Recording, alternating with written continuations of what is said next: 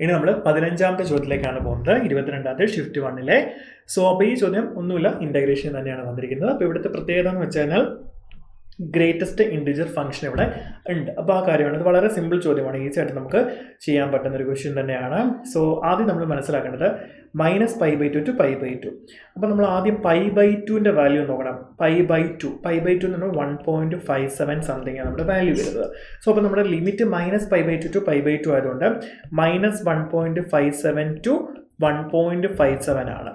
അപ്പോൾ ഇവിടെ നമുക്ക് ബോക്സ് വാല്യൂസ് ഉണ്ട്. അപ്പോൾ നമുക്കറിയാം അത് ഇൻറ്റിജർ പോയിന്റ്സിലായിരിക്കും എന്ത് ചെയ്യുന്നത്, അവിടെ ജമ്പിങ് സംഭവിക്കുന്നത്. റെഡി അല്ലേ മക്കളെ?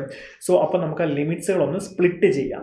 അതായത് -π/2-നും അതുപോലെ തന്നെ -1-നും ഇടയ്ക്ക് നമുക്ക് എന്ത് ചെയ്യാം, ഇതിനെ ഒന്ന് സ്പ്ലിറ്റ് ചെയ്താൽ നമുക്ക് എത്ര ആയിരിക്കും കിട്ടുന്നത്? -π/2-നും -1-നും ബിറ്റ്വീന് ഇത് -1.57-നും അതുപോലെ തന്നെ നമ്മുടെ -1-നും ബിറ്റ്വീൻ എന്തായിരിക്കും നമ്മുടെ ബോക്സ് വാല്യൂ എന്ന് പറയുന്നത്?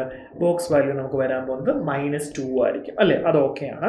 അടുത്ത് നമുക്ക് -1 മുതൽ 0 വരെ. ഓക്കെ, 0 വരെ. അപ്പോൾ അവിടെ ബോക്സ് വാല്യൂ എന്തായിരിക്കും? അത് -1 ഇറ്റ്സെൽഫ് തന്നെയായിരിക്കും നമുക്ക് വരുന്നത്.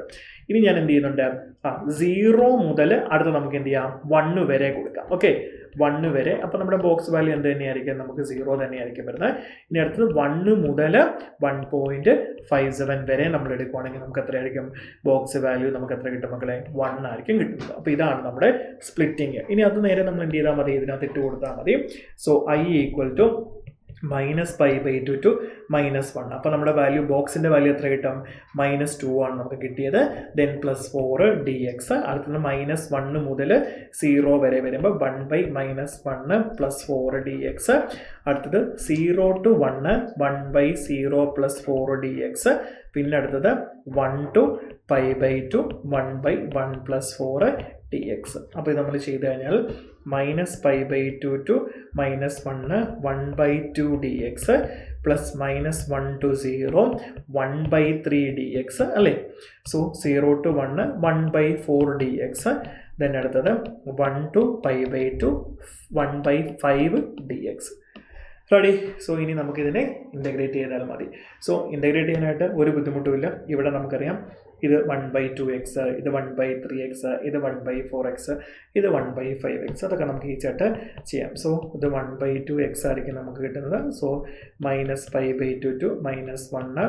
ദെൻ ഇത് 1/3x വരും. സോ ഇവിടെ -1 to 0. ദെൻ ഇവിടെ നമുക്ക് 1/4x വരും. അത് 0 to 1 ആണ്. ദെൻ നമുക്കിവിടെ 1/5x വരും. ഇത് 1 to π/2 ആയിരിക്കും. റെഡി അല്ലേ മക്കളെ? ഓക്കെ. സോ അപ്പോൾ നമുക്ക് എന്ത് ചെയ്യാം, 1/2 കോൺസ്റ്റൻ്റ് അല്ലേ, നമുക്ക് 1/2 എന്നുള്ളത് കോമൺ ആയിട്ട് പുറത്തേക്ക് എടുക്കാം. ദെൻ അപ്പർ ലിമിറ്റും ലോവർ ലിമിറ്റും നമുക്ക് കൊടുത്താൽ മതി. സോ -1 + π/2 വരും. റെഡി അല്ലേ? നെക്സ്റ്റ് ഇവിടെ നമുക്ക് 1/3 -1 1 കിട്ടും. ഇവിടെ 1/4 × 1 തന്നെ നമുക്ക് കിട്ടും.